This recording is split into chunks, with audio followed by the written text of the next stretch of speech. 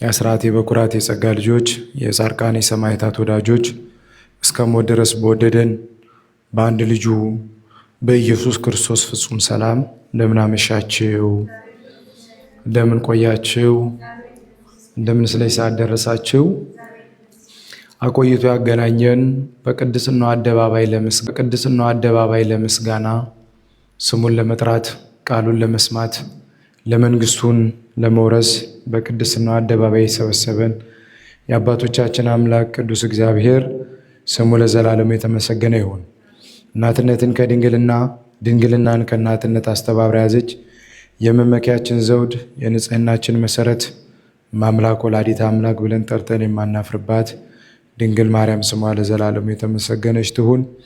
በዚህ ቀን ስማቸው እንዲጠራ ዝክራቸው እንዲዘከር ቤተ ክርስቲያን ስርዓት የሰራችላቸው ቀን የቆጠረችላቸው ቅዱሳን ሁሉ መድኃኒታችን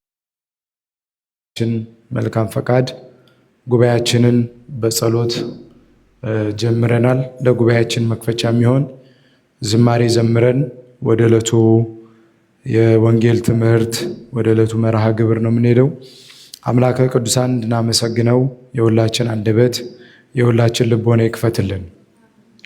እንደ በደሌም አልከፈልከኝም ፍቅር ነህና እያለፍከኝ ምን እከፍላለሁ ለአንተ የሚሆን ታውቀው የለም ወይ ችሎታዬን እያልን በንስሐ ልቦና ኃጢአት በደላችን እያሰብን አምላካችን ቅዱስ እግዚአብሔር በምሕረቱ እንዲያስበን በዝማሬ እንለምናለን።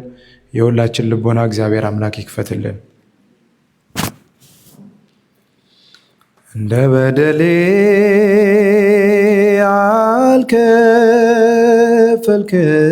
አልከፈልከኝም ፍቅር ነህና እያለፍከኝ ምን እከፍላለሁ ላንተ የሚሆን ታውቀው የለም ወይ ችሎታዬን ምን እከፍላለሁ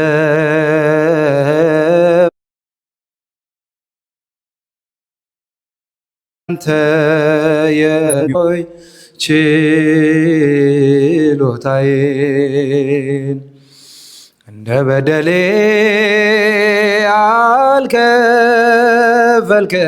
አልከፈልከኝም ፍቅር ነህና እያለፍከኝ ምን እከፍላለሁ ላንተ የሚሆን ታውቀው የለም ሆይ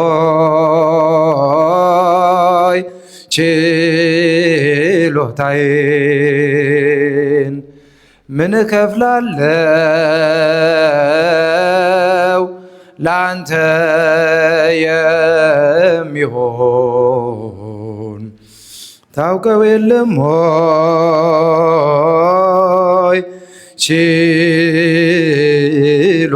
ችሎታዬን ሰማይ ከምድር ከፍ እንደሚል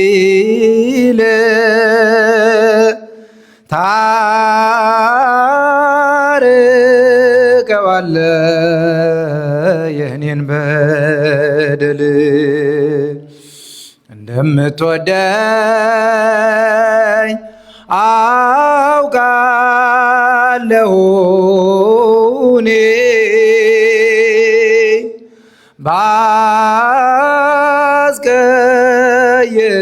ባስቀየምህም በዕድሜ ዘመኔ እንደ በደሌ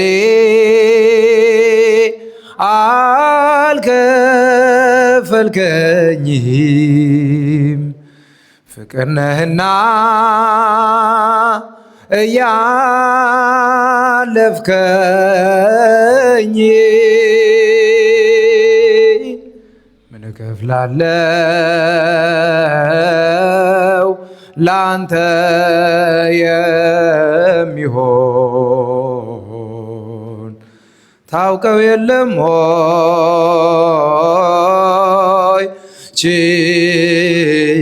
ችሎታዬን ምን እከፍላለሁ ምን እከፍላለሁ ላንተ የሚሆን ታውቀው የለም ሆይ ችሎታዬን ከሰው ሁሉ ጋር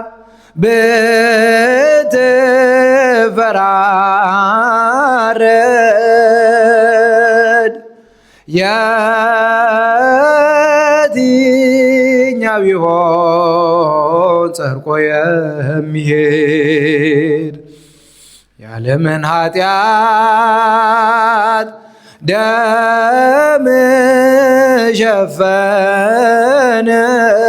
ሸፈነው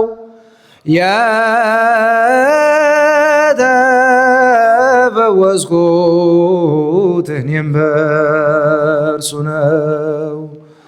እንደ በደሌ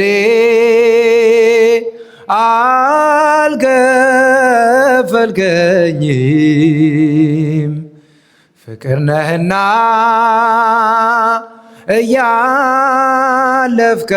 እያለፍከኝ ምን እከፍላለሁ ላንተ የሚሆን ታውቀው የለም ሆይ ችሎታዬን ምን እከፍላለሁ ላንተ የሚሆን ታውቀው የለም ወይ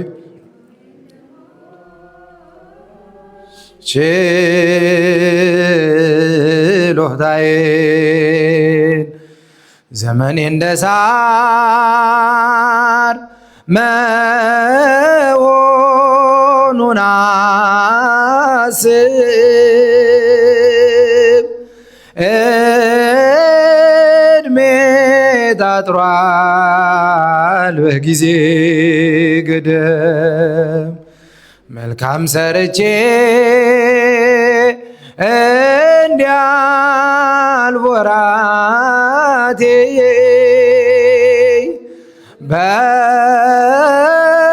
በጎውን አብዛ በሰውነቴ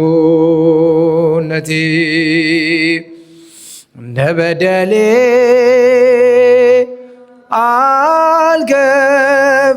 አልከፈልከኝም ፍቅር ነህና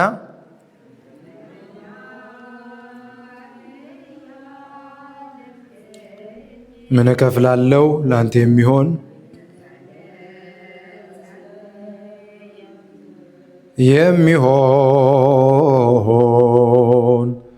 ታውቀው የለም ሆይ ችሎታዬን ምን እከፍላለሁ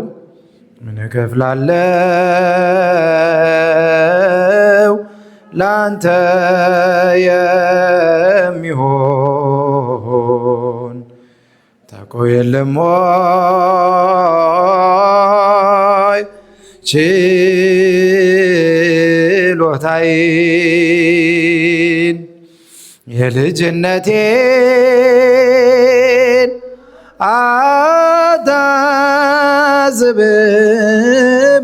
አታዝብብኝ መጨረሻዬን አሳምርልኝ በሩን አትዝጋው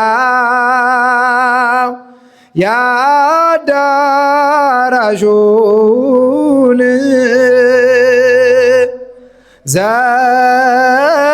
ዘይት ልቅዳ የመቅረዙን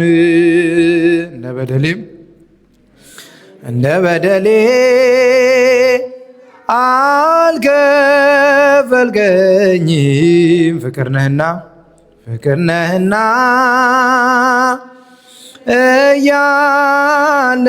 እያለፍከኝ ምን እከፍላለሁ ላንተ የሚሆን ታውቀው የለም ወይ ችሎታዬን ምን እከፍላለሁ ላንተ የሚሆን ታውቀው የለም ወይ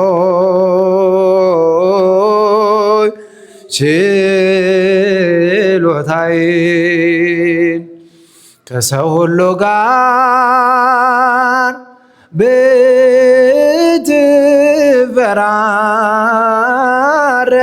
ብትፈራረድ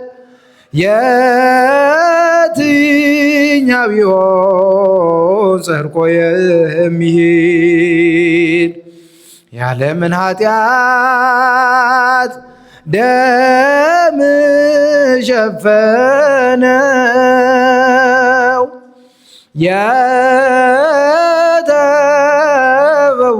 የተፈወስኩት እኔም በእርሱ ነው። እንደ በደሌ አልከፈልከኝም ፍቅር ነህና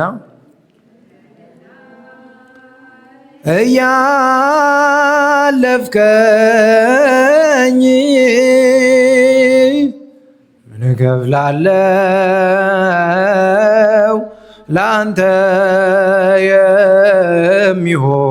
የሚሆን ታውቀው የለም ወይ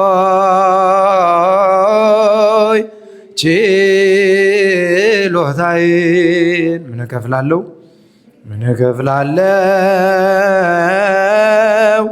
ላንተ የሚሆን ታውቀው የለም ወይ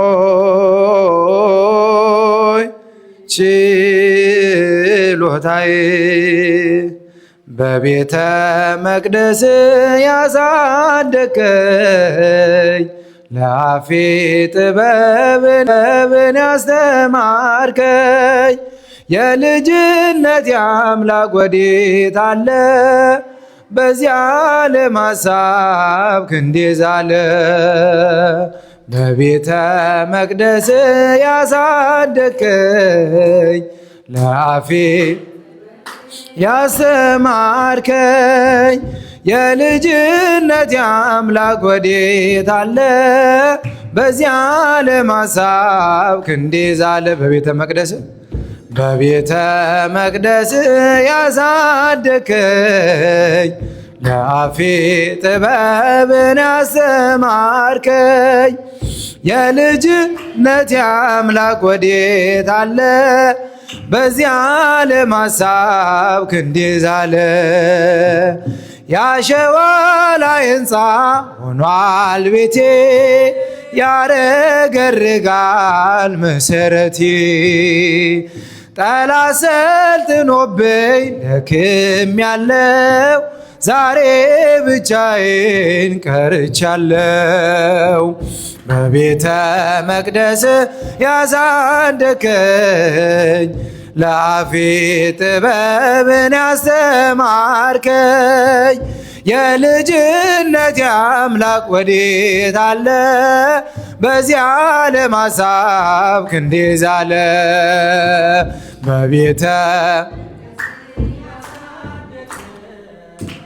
ለአፌ ጥበብን ያስተማርከኝ የልጅነት የአምላክ ወዴት አለ? በዚያ ዓለም ሐሳብ ክንዴ ዛለ። አባካኞኛለው አመፀኛ ለዚያ ዓለም ኃጢአት የማልተኛ ነፍሴ ተንገላታች በመከራ ማን ያገናኛት ካንተ ጋራ? በቤተ መቅደስ ያሳደከኝ ለአፌ ጥበብን ያስተማርከኝ የልጅነት አምላክ ወዴት አለ? በዚያ ዓለም ሐሳብ ዛለ። ሰላሜን አንተ ትዝታዬ ጽፌ ያኖርኮ በእንባዬ ዓለም ወስዳኛለች በዘፈኗ እባክህ ስራኝ እንደገና በቤተ ያሳደከኝ ለአፌ ጥበብን ያስተማርከኝ የልጅነት አምላክ ወዴት አለ? በዚያ ዓለም ሐሳብ ክንዴ ዛለ። አመፀኞች ሁሉ ቤት ገቡ ምሕረት ፍቅርህን እያሰቡ እጅን ዘርግተ አቀፍካቸው ባንተ ቀለጠ ልቦናቸው። በቤተ መቅደስ ያሳደከኝ ለአፌ ጥበብን ያስተማርከኝ የልጅነት አምላክ ወዴት አለ? በዚያ ዓለም ሐሳብ ክንዴ ዛለ። ሰላሜን አንተ ትዝታዬ ጽፌ ያኖርኮ በእንባዬ ዓለም ወስዳኛለች በዘፈኗ ማንክክረኝ እንደገና በቤተ መቅደስ ያሳደከኝ ለአፌ ያስተማርከኝ የልጅነት አምላክ ወዴት አለ? በዚያ ዓለም ሐሳብ ክንዴ ዛለ። አመፀኞች ሁሉ ቤት ገቡ ምሕረት ፍቅርህን እያሰቡ እጅን ዘርግተ አቀፍካቸው በአንተ ቀለጠ ልቦናቸው። በቤተ መቅደስ ያሳደከኝ ለአፌ ጥበብን ያስተማርከኝ የልጅነት አምላክ ወዴት አለ? በዚያ ዓለም ሐሳብ ክንዴ ዛለ። በቤተ መቅደስ ያሳደከኝ ለአፌ ጥበብን ያስተማርከኝ የልጅነት አምላክ ወዴት አለ? በዚያ ዓለም ሐሳብ ክንዴ ዛለ። ስለ ዝማሬው የዝማሬው ባለቤት ቅዱስ እግዚአብሔር ስሙ ለዘላለሙ የተመሰገነ ይሁን። ከዚህ በመቀጠል ወደ ዕለቱ የወንጌል ትምህርት ነው የምንሄደው። የዕለቱን የወንጌል ትምህርት የሚያስተምሩን የደብራችን አስተዳዳሪ የሆኑት መላከ ብርሃን ቀሲስ ሄኖክ መኳንንት ይሆናሉ። ለእሳቸው የሚናገሩበትን አንደበት ሰምተን አስተውለን የምንሰራበትን እዝነ ልቦናውን አምላከ ቅዱሳን ለኛ ያድለን።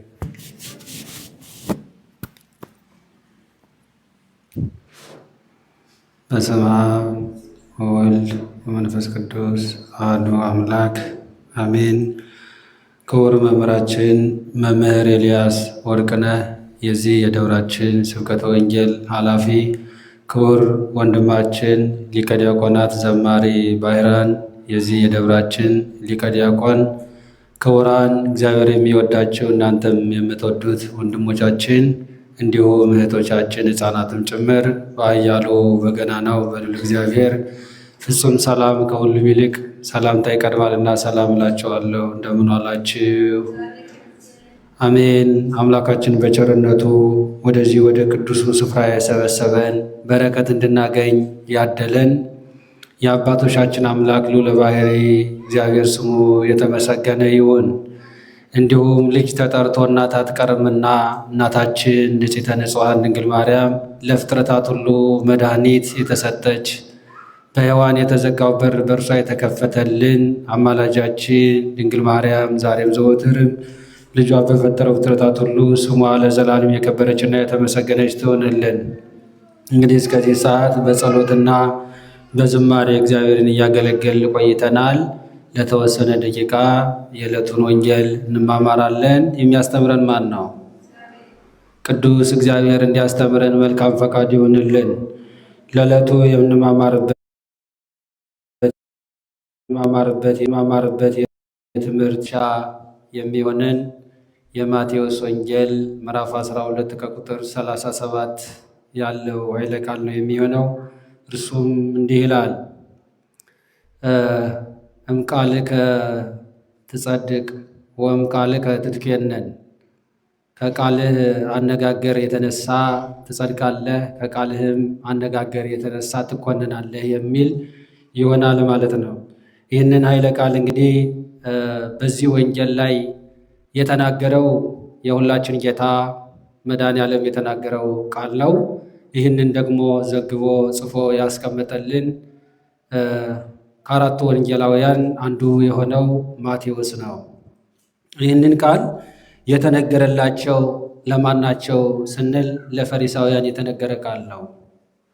በምን ምክንያት ክርስቶስ ተናገረው ስንል ደግሞ ጌታ ኢየሱስ ክርስቶስ በዚህ ምድር ላይ ሲመላለስ የታመሙትን ሲፈውስ፣ የተቸገሩትን እንዲያገኙ በማድረግ የተራቡ የተጠሙትን በማጥገብ መሄድ የተሳናቸውን መሄድ እንዲችሉ እያደረገ ባለበት ሰዓት እነርሱ ይህንን ያዳነው በብዔልዜቡል በአጋንንት አለቃ በብዔልዜቡል ነው ያደረገው በማለት ለክርስቶስ ይህንን ቃል ተናግረዋል።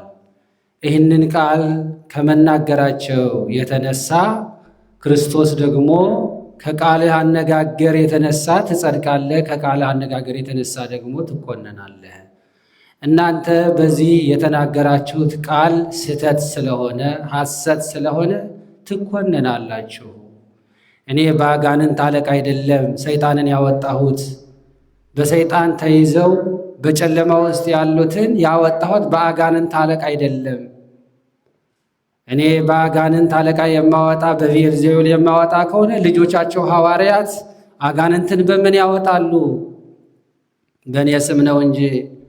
ስለዚህ እናንተ ይህንን ቃል በሐሰት ስለተናገራችሁ ትኮነናላችሁ በማለት ይህንን ቃል ክርስቶስ ተናግሮታል። እንግዲህ ይህ ኃይለ ቃል የሚያስተምረን የሰው ልጅ በቃሉ አነጋገር እንደሚጸድቅ ምን እንደሚጸድቅ በቃሉ አነጋገር ደግሞ እንደሚኮነን ይነግረናል ማለት ነው። ይህ ቃል ሁለት አይነት መንገድ ያለው ቃል ነው።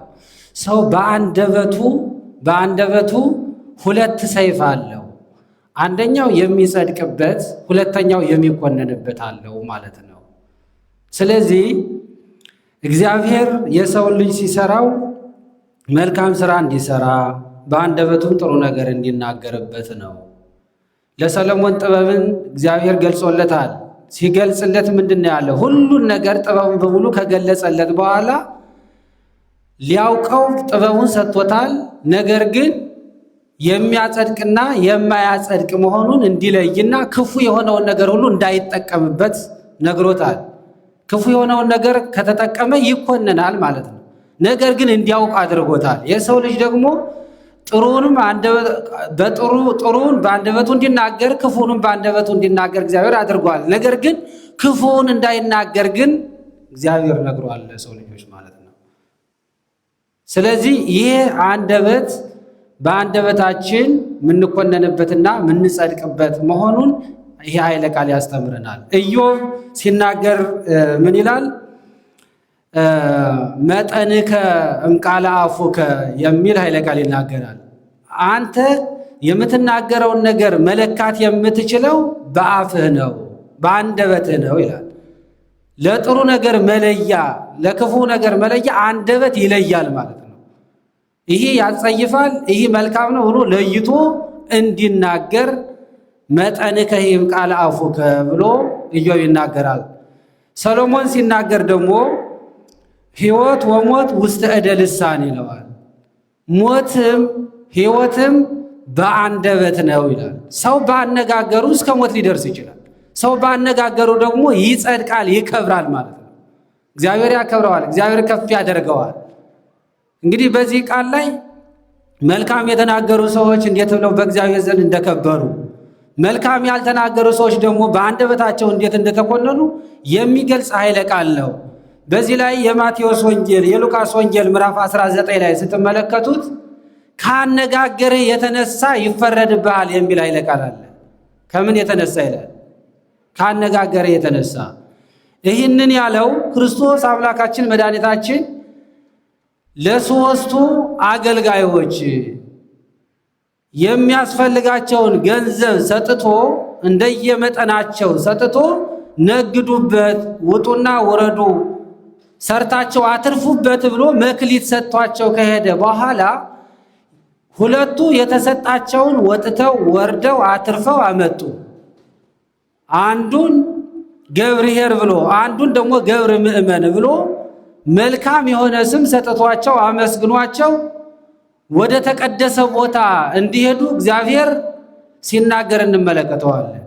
ሶስተኛው ግን የተሰጠውን መክሊት ከምድር ቀበረ ነው የሚለው። ከምድር ቀብሮ ጌታው መጥቶ ገንዘቡን እንዴት አደረከው አተረክበት ወይ ብሎ ሲጠይቀው አንተ ጨካኝ ሰው መሆንህን ስለማቅ አለ። አንተ ጨካኝ መሆንህን ስለማቅ ገንዘቡን ከምድር ቀብሬ ደብቄ አስቀምጫለሁ ብሎ ተናገር ይላል። አሁን እንግዲህ ይህንን ቃል ሲናገር ክርስቶስ ጨካኝ ነው አይደለም? አይደለም። አያውቀውም። ስለ ክርስቶስ ምንነት ውስጡን አያውቅም። ገብቷቸዋል።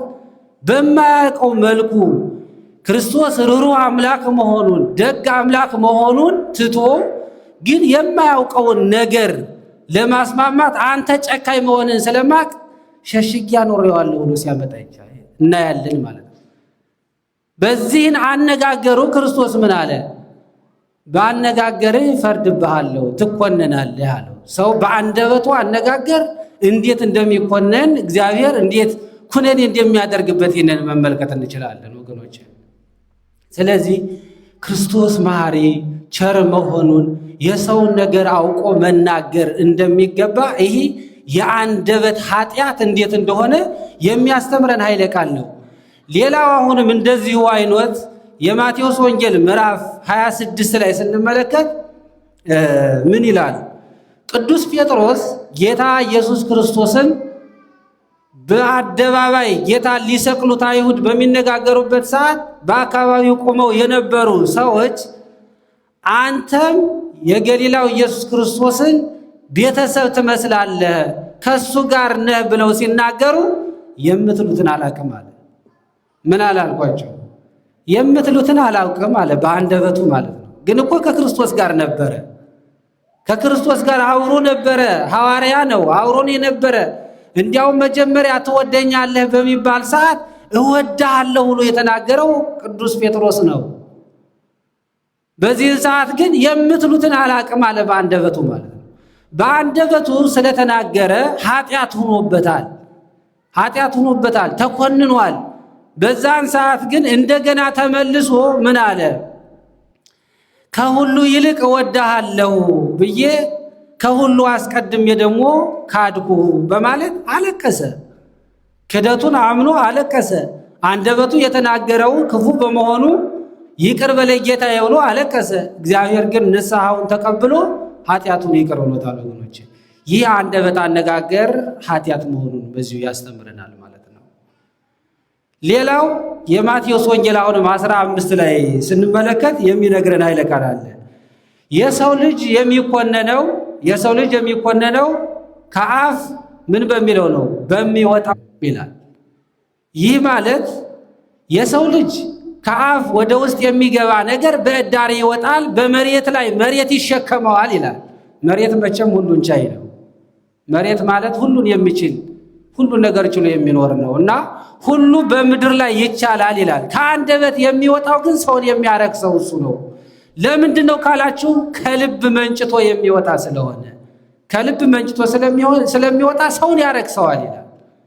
ይህ በአንደበት ላይ የሚወጣ ነገር ኃጢአት መሆኑን ያስተምረናል ማለት ነው። ይህ እንግዲህ ስለ ኃጢአት በአንድ በኩል አንደበት ሁለት ሰይፍ ነው ብያቸዋለሁ። አንደኛው ሰይፍ ይሄ ነው፣ ሰውን የሚያስቀይም መሆኑ ማለት ነው፣ ሰውን የሚያጣላ መሆኑ ማለት ነው። ብዙዎቻችን ሳናስበው ከምንወዳቸው ከምናፈቅራቸው በሰው ወሬ የምንጣላ ሰዎች ብዙዎች ነን አይደለንም? ነን። ግን እኮ እኛ በእርግጠኛ እኮ አልሰማነው፣ በእርግጠኛ እኮ አላየነው፣ በእርግጠኛ ሲሆን አላየንም። በሰዎች ወሬ ነው። ሰዎች የራሳቸው መጠቀሚያ የሚያደርጓቸው ሰዎች ብዙዎች ናቸው። ገብቷቸዋል? ማስተዋል ያስፈልጋል። ማስተዋል ያስፈልጋል። አይቶ መርምሮ ተጠንቅቆ ነው እንጂ ያለበዚያ ግን አንደበት ከምትወደው ሰው ጋር የሚያጣላ ነው። ከምትወደው ሰው ጋር ያጣላል።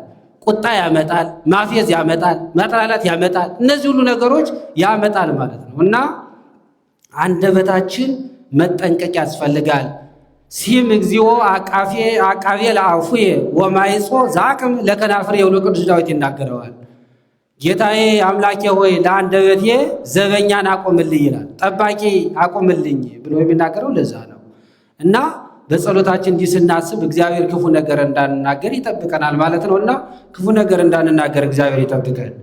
እንግዲህ መልካም አነጋገር ደግሞ ከሁለቱ ሰይፍ አንዱ ስለሆነ መልካም አነጋገር በመጀመሪያ የማቴዎስ ወንጌል ምዕራፍ 8 ላይ ሄዳችሁ ስታዩ ክርስቶስ በዓለም ላይ እንደዚሁ ቅድም እንደተናገሩት የታመሙትን ሲያድን የተራቡትን ሲያጠግብ አንድ መኮንን አገኘውና ጌታ ሆይ ልጄ በጣም ታሞብኛል፣ በቤት ታሞ ነው ያለ ወድቆ ነው ያለና አድንልኝ ብሎ ጠየቀው። ከዛ ጌታ ምን አለ? መጥቼ አድነዋለሁ አለ። ምን ብያለ? ከቤት መጥቼ አድነዋለሁ ሲለው ምን አለ? እይደልወኒ ትባ ታሕተ ጠፈረ ቤቴ አዝዝ በቃልከ ይህ ወልድየ ይላል። ምን አለ? ከቤቴ ጣራ በበታች ልትገባ አይገባህም ጌታዬ። ከቤቴ ከኔ ጣራ ጭስ ከሚጨስበት ምንም በቆሸሸው ቤቴ ላይ አንተ ልትገባ አይገባህም። አዝዝ በቃልከ ይህ ወልድየ፣ ከዚህ ካለህበት ሆነ በቃል እዘዝ ልጄ ይድናል። አያችሁ ክርስቶስ ምን አለ? ከእስራኤል እንደዚህ ያለ እምነት ያለው ሰው አላገኘሁም ነው ያለ። እንዴት አይነት አነጋገር ነው! ክርስቶስ እኮ ከቤት እመጣለሁ እያለ ነው። ግን ምን አይነት እምነት ምን አይነት አነጋገር እንዳለው ማየት እንችላለን ማለት ነው። አንተ በቃል ካዘዝክ ሁሉ ነገር ይሆናል አለ። በዛን ሰዓት ይህንን ከተናገረ በኋላ እምነትህ እንደ እምነትህ ይሁንልህ ይደረግልህ ብሎ ክርስቶስ ሲናገር በዚያን ሰዓት ልጁ ከታመመበት በሽታ ዳነ። ለስም አጠራር ክብርና ምስጋና የደረሰው አምላካችን ያ ሰው ቀጥታ በዚያ ሰዓት ሂዶ ከቤቱ ይደረግልህ እንደተባለ ሂዶ ልጁን ቢያየው ክርስቶስ በተናገረበት ቃል ማለት ነው ሰዓቷን ደቂቃዋን አየ ማለት ነው። ክርስቶስ የተናገረበትን እሱ ከዛ ተነስቶ ወደ ቤቱ የሄደበትን ሰዓት ቢያይ ምንም ደቂቃ ሳይጨምር ሳይቀንስ በዚያን ሰዓት እንደተፈወሰ ነው ያየው።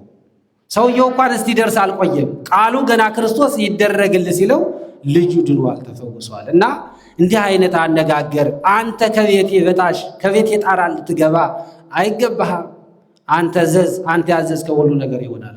እና እንዲህ አይነት መልካም አነጋገር በአንደበት ይወጣል ማለት ነው። ሰይፍ የተባለው ይሄ ነው። ሁለተኛው ለእመቤታችን እናታችን ቅድስት ኤልሳቤጥ ስትናገር እንመለከታለን። የጌታዬ እናት አንቺ ወደ እኔ ልትመጪ እንዴት ይገባል ብላ ስትናገር እንመለከታለን። አያችሁ፣ የጌታዬ እናት ወደ እኔ እንዴት ልትመጪ ይገባል?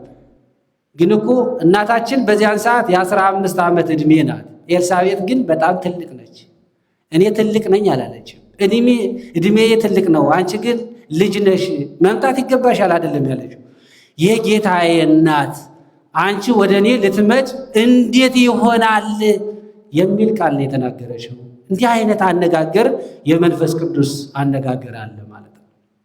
እንዲህ አይነቱ የሚያጸድቅ በረከትን የሚያሰጥ ጸጋን የሚሞላ ነው። ፈውስን የሚሰጥ ነው። በቃል መፈወስ መዳን እንችላለን። እግዚአብሔር ሲያዝ መድኃኒታችን ነው። ቃሉን ስንሰማው እንፈወሳለን። ቃሉን ስንሰማ እንድናለን፣ በረከት እናገኛለን። ንብረታችን ሀብታችን ይባረካል፣ ዕድሜያችን ይረዝማል፣ ባለጸጋ እንሆናለን፣ ትውልድ ይባረካል። ወገኖቼ የእግዚአብሔር ቃል ይህንን በእምነትና በትትና በፍቅር በሰላም ስንሰማው ነው የሚሆነው። እና ይሄ አነጋገር አንደበት ብዙ ነገሮችን ያመጣል። እና በተለይ በሃይማኖት ደግሞ የሃይማኖት የአንደበት ኃጢአት፣ ሃይማኖትን በተመለከተ የአንደበት ኃጢአት ደግሞ አለ። ያ ምንድን ነው ካላችሁ የእግዚአብሔርን ስም በከንቱ አታንሳ ነው። ይሄ ሃይማኖትን የተመለከተ ነው። አንዳንድ ሰው በሃይማኖት ተነስቶ ለሰዎች ፍቅር ሲገልጽ ማርያምን እኔ ይህን አደርጋለሁ ይላል ማለት ነው። እግዚአብሔርን ይህን አደርጋለሁ ይላል። ሚካኤልን ይህን አደርጋለሁ ይላል። ግን እኮ ብዙ አያደርገውም ማለት ነው። የተወሰነ ሊያደርግ ይችላል፣ የሚያደርግ ይኖራል። ግን የማያደርግ ሰው ብዙ ነው። ገብቷቸዋል። ይህንን ቃል የሚናገረው ለምንድን ነው ካላቸው ያ አደርግልሃለሁ የሚባለው ሰው እምነት እንዲኖረው ነው ብዙዎች የምንጠቀመው ማለት ነው። ያለበለዚያ አያምንም ማለት ነው። ከዛው ላይ ንገረኝ ብዙ ጣጣ ውስጥ ሊያመጣ ስለሚሆን ከሰውም ለመላቀቅ ከሰውየው እንትን ለማለት ማርያምን እያልኩ ምንድን ነው ምናምን ላለ ከዛም በኋላ በነገው ዛም በኋላ ግን ላይፈጸም ይችላል፣ እንተዋለን ማለት ነው። ይህ ሃይማኖትን የተመለከተ የእግዚአብሔር ስም በከንቱ አታንሳ የሚል አንደበት ነው። እንዲህ አይነቱን መጠንቀቅ ያስፈልጋል። በዓለማችን ላይ ብዙ ሰዎችን የምናሳምንበት ዘዴ ይሄ ሆኗል። አሁን ሚካኤልን፣ ማርያምን፣ አርሴማን፣ እግዚአብሔርን እንደዚህ አይነት ይባልና ፍጻሜው ግን የለም። ይህ አንደበት ሃይማኖትን የተመለከተ ኃጢአት ነው። እንዲህ አይነቱን ነገር መጠንቀቅ ያስፈልጋል። ልናደርገው የምንችል ከሆነ የእግዚአብሔርን ስም ብናነሳ መልካም ነው። ያለበለዚያ ግን ኃጢአት ነው። ሌላው ኢታምልክ ባዕድ አምላክ ዘእንበሌ የሚለው ደግሞ ማምለክ እኔ አድናለሁ እኔ እፈውሳለሁ ነው። ብዙዎች በእግዚአብሔር ስም የሚናገሩ ሰዎች አሉ። እኛ ቅጠሉን በጥሰን ስሩን ምሰን እናድናለን የሚሉ ሰዎች ይህ ኢታምልክ ባዕድ አምላክ ዘእንበሌ ስለሆነ በአንደበታቸው ሃይማኖትን በተመለከተ ኃጢአት የሚሆን ነው። ይህ አንደበት አነጋገር ማለት ነው። እና እንዲህ አይነት ነገሮችን መጠበቅ ያስፈልጋል፣ መጠንቀቅ ያስፈልጋል። ብዙ ደግሞ ኃጢአት የሚሆን አሁን ይህን በተመለከተ ነው። ይህ ማለት አንዳንዴ በአማርኛ የሚገለጽ ምንድን ነው ጉራ የሚባል ነገር አለ። ይባላል አይባልም? ጉራ ማለት ምን ማለት ነው? አቤት። አዎ ይሄ ማለት ሁሉ በአንዳንድ ቦታ ጉራ የሚለው ድስኩር የሚባልበት ደግሞ አለ። መቼም አማርኛ ብዙ ነው እንደምታውቁት። ጉራ ማለት ድስኩር ይባላል ማለት ነው። እና ጉራ ማለት የማታደርገውን ነገር በቃ እኔ እኮ እንደዚህ ነኝ፣ ወይም ደግሞ የሌለህን ነገር እኔ እንደዚህ ነኝ፣ ይህንም ማደርግ ነኝ፣ እኔ እንደዚህ ነኝ ማለት ነው። ጉራ ማለት በአጭሩ ስትመለከቱት ዝም ብሎ የሌለ ነገር ስለሆነ ህልም ማለት ነው። ምን ማለት ነው አልኳችሁ? ህልም ማለት ሌሊት ማር ስትበላ ታድራለህ። ማር ይበላል።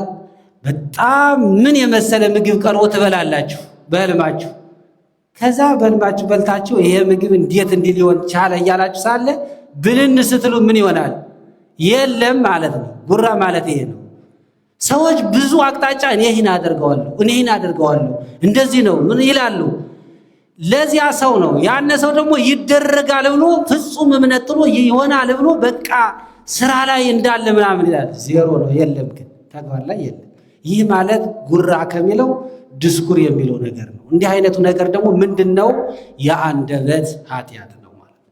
ሰው የማያደርገውን ነገር መናገር፣ ሰው የማያደርገውን ነገር ለሰው ማሳመኛ አቅጣጫ መዘርጋት፣ ይሄ ራሱ ኃጢአት ነው።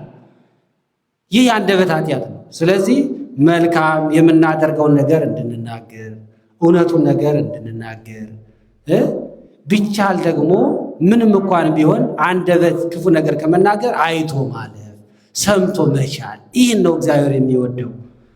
ሰምቶ መቻል። ክፉ ነገር ቢነገር ምን ይሰራል? ሰምተን ስንችል መታገስ ስንችል እግዚአብሔር ይወደናል። እግዚአብሔር ይወዳል። እግዚአብሔር ያፈቅራል። ሌላው ዋጋ ከፋዩ እግዚአብሔር ነው። በአንደበታቸው ከንቱ ነገር የሚናገሩ ክፉ ነገር የሚናገሩ ሁሉ ምን ይላል? በፍርድ ቀን መልስ ይሰጣቸዋል ነው የሚለው። በፍርድ ቀን ሁሉ መልስ ይሰጠዋል። መልስ ከእግዚአብሔር ስለሚሰጠው እኛ ያልመለስን፣ እኛ ብድራችን ያልመለስን። አንድ ሰው ክፉ ሲናገረን እኛም በዛ ልንመልስ አይባልም። ክርስትና እንደዛ አይደለም። ክርስትና እንደዛ አይደለም። መቻል፣ መታገዝ፣ ማለፍ ነው እግዚአብሔር የሚወደው። ለዚህ ነው እንግዲህ በእንደዚህ አንደበት ኃጢአትና መልካም ነገር የምንሰራበት መሆኑ ሲገልጽ እምቃልከ ኢትጸድቅ ወእምቃልከ ትትኮነን ብሎ ክርስቶስ ያስቀመጠው ለዚህ ነው። ከቃልህ አነጋገር የተነሳ ትጸድቃለህ፣ ትከብራለህ፣ በረከት ታገኛለህ፣ ጸጋ ትላበሳለህ። ከቃልህ አነጋገር የተነሳ ደግሞ ትኮነናለህ፣ ክፉ ነገር ሊገጥምህ ይችላል፣ ልትደናቀፍ ትችላለህ፣ ከሰው ጋር ትቀያየማለህ ይላል እና መጠንቀቅ አስፈላጊ እንደሆነ የሚያስተምረን ኃይለ ቃል ነው ማለት ነውና እንግዲህ ዛሬ ይህንን ያመጣሁት ምንድን ነው ካላችሁ ዛሬ ዘመኑን የተመለከተ ነው። ለምን ይጹም ልሳን እምተናገሮ ህሱም ከሚለው ጾም ነው። በዚህ ወቅት ጾም ስለሆነ አካላችን በሙሉ የሚጾምበትን ይናገራል ቅዱስ ያሬድ። እዝን ይጹም እምሰሚዐ ህሱም ይላል። ጆሮ ራሱ ይጹም፣ ክፉ ነገር ከመስማት ይጹም። አንደበት ክፉ ነገር ከመናገር ይጹም የሚባለው ዘመኑን የዋጀ ነው። በዚህ ዘመን በጾማችን ዘመን ብዙዎቻችን የምናየው ከእንጀራ መከልከል፣ ከስጋ መከልከል የሚመስለን ሰዎች አለ። ጾም ማለት ክፉ ነገር ከመናገርም መከልከል ያስፈልጋል። ክፉ ነገር ከመስማት መከልከል ያስፈልጋል። ወደ ክፉ ጎዳና ከመሄድ መከልከል ያስፈልጋል። ስለዚህ ከነዚህ ከብዙዎቹ አንዱ ክፉ ነገር ከመናገር በጾም ጊዜ መከልከል ያስፈልጋል እና ይህ ስለሆነ ነው በዚሁ የተነሳውና እግዚአብሔር አምላካችን እንግዲህ ሁላችንንም ችሎታ ሰጥቶን ትዕግስት አድሎን በረከቱን አድሎን ወደ መቻል ክፉ ነገር ሰምተንም መቻል እንግዲህ ክፉ ነገር ከመናገርም መቻሉን እንዲያድለን መልካም ፈቃድ ይሁንልን። ከቃል የተነሳ ትጸድቃለህ፣ ከቃል የተነሳ ትኮነናለህ። የማቴዎስ ወንጌል ምዕራፍ 12 ከቁጥር 37 ላይ ያለውን ኃይለ ቃል በማንሳት ተማምረናል። ከሰዓታችን አንጻር እዚህ ይበቃናል ለማለት ነው። ያስተማረን የመከረን የሰራዊት ጌታ አምላካችን ስሙ የተመሰገነ ይሁን። ወስብሐት ለእግዚአብሔር ወለወላዲቱ ድንግል ወለመስቀሉ ክቡር። ከዚህ ይቆየን።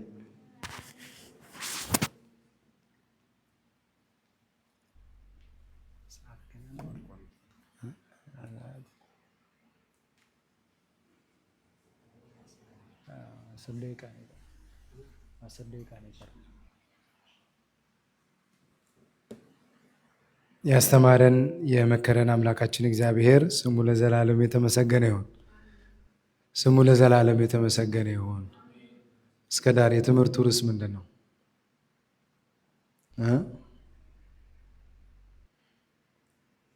ዘኪ የትምህርቱ ርዕስ ምንድን ነው?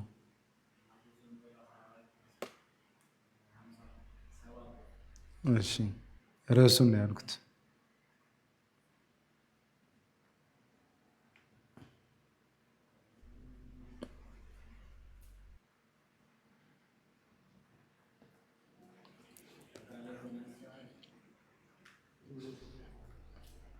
ኮርጀ ወይ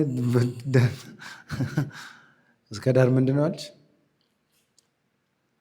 አይዟችሁ ዞሮ ዞሮ አተኙ። ለማንኛውም 30 ደቂቃ ነች፣ አትሞላም። ትንሿን መነካት እግዚአብሔር ያያል።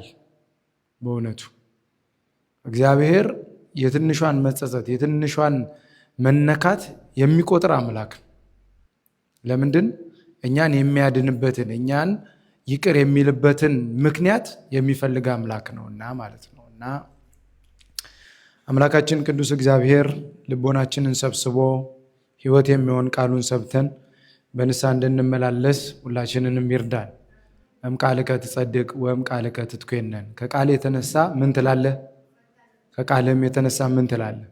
ይሄ እንግዲህ አባታችን በሰፊው አስተምሮታል። የማቴዎስ ወንጌል ምዕራፍ 14 ሳይሆን 12:37 መጨረሻ ላይም ሲቀመጡም ተናግረውታል። ይሄ እንግዲህ እንደ ሕግ እንደ መመሪያ ማስቀመጥ ያስፈልጋል። ለራሳችን የምንናገረውን ነገር ለሰዎችም የምንመልሰውን እሳቸው ላይ ለመጨመር አይደለም። እንዲሁ አንደርላይን እንድታደርጉት እንድታስመምሩበት፣ ስለ ራሳችሁ የምትሉትን ነገር፣ ስለ ሰዎች የምትሉትን ነገር፣ ስለ ወንድሞቻችሁ፣ ስለ አገልጋዮች፣ ስለ አባቶች በየሚዲያው በተገናኛችሁበት ውስጣችሁም ወደ ውስጣችሁም የምትሉትን ነገር ማሳመር ያስፈልጋል ማለት ነው። ለሕይወት ማሳመሪያ እጅጉን አስፈላጊ መመሪያ ነውና የእግዚአብሔር ቃል ነው። አምላካችን ቅዱስ እግዚአብሔር ስላስተማረን ስሙ ለዘላለም የተመሰገነ ይሁን።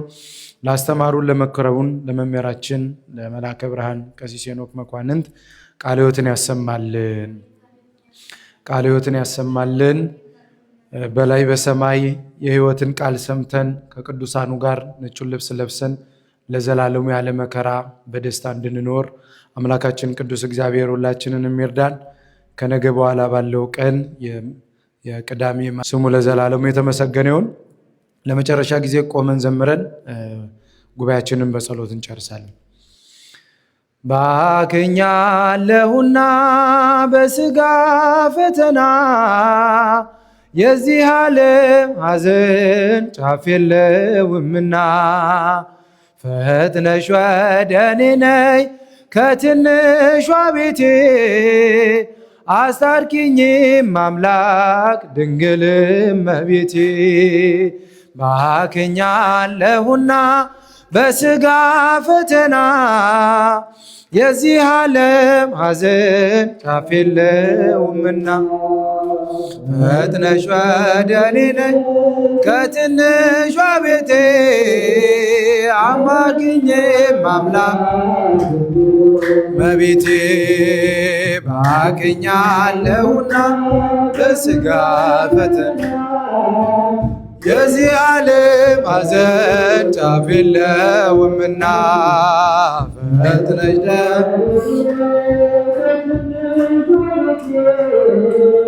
አስታርቂኝም አምላክ ድንግል እመቤቴ።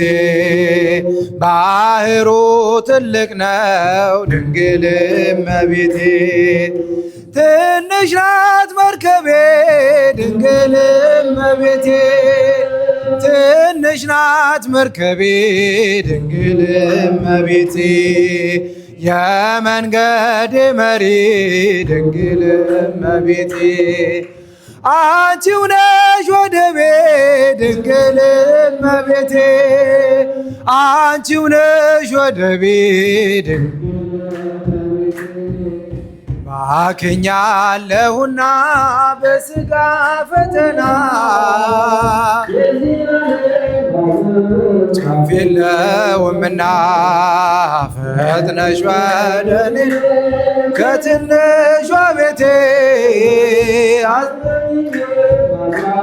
ድንግል እመቤቴ። ባክኛለሁና የዚህ ዓለም ሐዘን ጫፍ የለውምና ፈጥነሽ ወደ እኔ ከትንሿ ቤቴ ድንግል እመቤቴ። በመንገዴ ብዝል ድንግል እመቤቴ፣ ዓለም ትስቃለች ድንግል ዓለም ትስቃለች ድንግል እመቤቴ።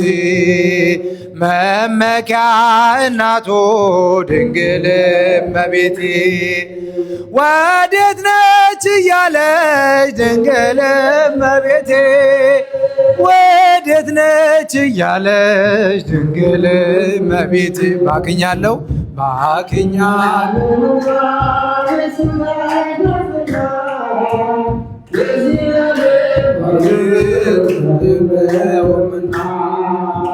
ፈጥነሽ ወደ እኔ ነይ ከትንሿ ቤቴ ድንግል እመቤቴ። ባክኛለሁና በሥጋ ፈተና ሐዘን ጫፍ የለውምና ፈጥነሽ ወደ እኔ ነይ ከትንሿ ቤቴ ድንግል እመቤቴ። በቀቢሰው ተስፋ ድንግል እመቤቴ እንዳልወድቅብሽ ድንግል እንዳልወድቅብሽ ድንግል በቀንም በሌሊት ድንግል እመቤቴ ተስፋ አንቺው ነሽ ድንግል እመቤቴ ተስፋ አንቺው ነሽ ድንግል እመቤቴ ባክኛ ለሁና በሥጋ ፈተና የዚህ ዓለም ሐዘን ጫፍ የለውምና ፈጥነሽ ወደ እኔ ነይ ከትንሿ ቤቴ አማልጅኝም አምላክ ድንግል እመቤቴ በሥጋ ፈተና የዚህ ዓለም ሐዘን ጫፍ የለውምና ፈጥነሽ ወደ እኔ ነይ አማልጅኝም አምላክ ድንግል እመቤቴ የለም ያተረፍኩት ድንግል እመቤቴ ወጥቼ ወርጄ ድንግል እመቤቴ ወጥቼ ወርጄ ድንግል እመቤቴ ትርፌ አንቺው ብቻ ነሽ ድንግል እመቤቴ ጽዮን አማላጄ ድንግል እመቤቴ ማርያም አማላጄ ድንግል እመቤቴ ባክኛለሁና በሥጋ ፈተና የዚህ ዓለም ሐዘን ጫፍ የለውምና ፈጥነሽ ወደ እኔ ነይ ከትንሿ ቤቴ አጽናኝኝ ድንግል እመቤቴ ባክኛለሁና በሥጋ ፈተና የዚህ ዓለም ሐዘን ጫፍ የለውምና ፈጥነሽ ወደ እኔ ነይ ከትንሿ ቤቴ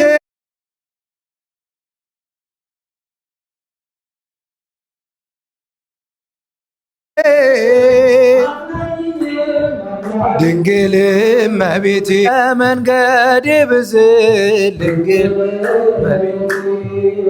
ዓለም ትስቃለች ድንግል እመቤቴ ዓለም ትስቃለች ድንግል እመቤቴ መመኪያ እናቱ ድንግል እመቤቴ ወዴት ነች እያለች ድንግል እመቤቴ ወዴት ነች እያለች ድንግል እመቤቴ ባክኛለሁና የዚህ ዓለም ሐዘን ጫፍ የለውምና ፈጥነሽ ወደ እኔ ነይ ፈጥነሽ ወደ ከትንሿ ቤቴ አጽናኝኝም ድንግል እመቤቴ ባክኛለሁና የዚህ ዓለም ሐዘን ጫፍ የለውምና ፈጥነሽ ወደ እኔ ነይ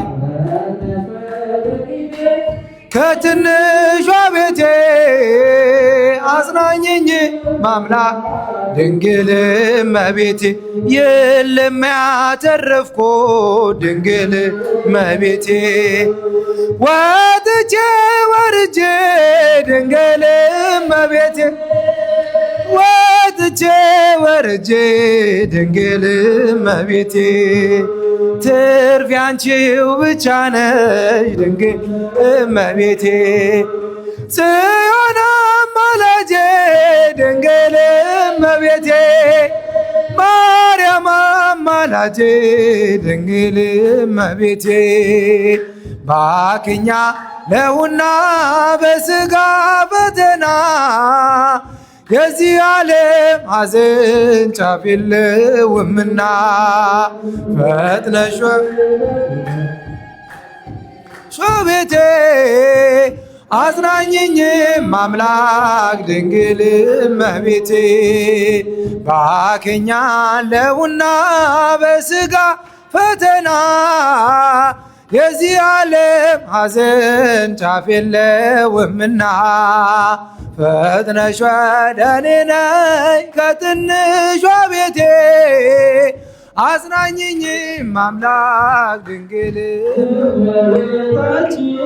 ማርያም አገራችን ጠብቂልን ምልጃሽ እመቤታችን ማርያም ሀገራችንን ጠብቂልን ከጠላት ከተራክፈቃን ከከሃዲያን ከጠላት ሰይጣን ተውረሽ እንድጠብቂያት በምልጃሽ ከመናፍቃን ከከሃዲያን ከጠላት ሰይጣን ሰውረሽ እንድጠብቂያት በምልጃሽ እመቤታችን ማርያም ጉባኤያችንን ጠብቂልን እመቤታችን ማርያም ጉባኤያችንን ጠብቂልን በምልጃሽ ከመናፍቃን ከከሃዲያን ከጠላት ሰይጣን ሰውረሽ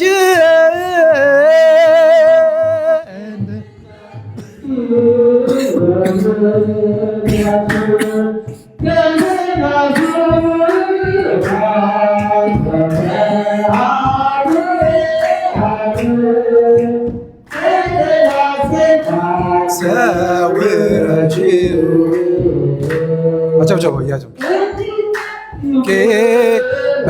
በምልጃሽ እመቤታችን ማርያም ሀገራችንን ጠብቂልን በምልጃሽ እመቤታችን ማርያም ኢትዮጵያን ጠብቂልን በምልጃሽ ከመናፍቃን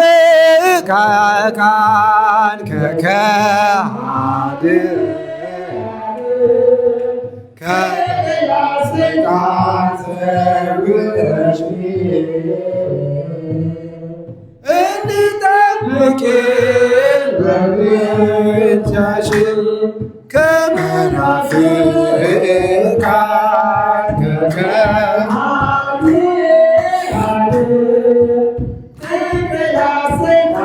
ሰውረሽ